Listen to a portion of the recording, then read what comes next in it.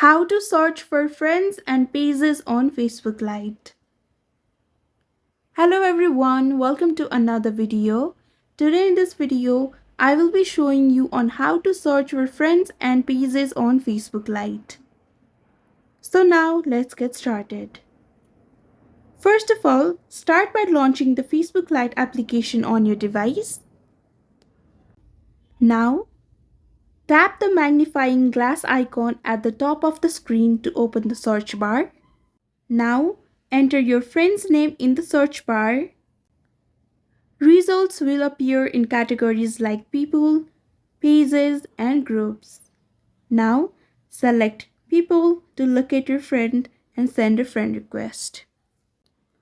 Again, to find pages, type the name of a page or topic you want to explore in the search bar and tap pages to see the related results where you can like or follow the page.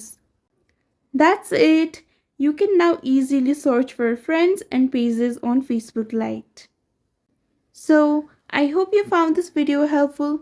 Don't forget to like, share and subscribe to our channel. Thank you so much for watching. See you in the next one.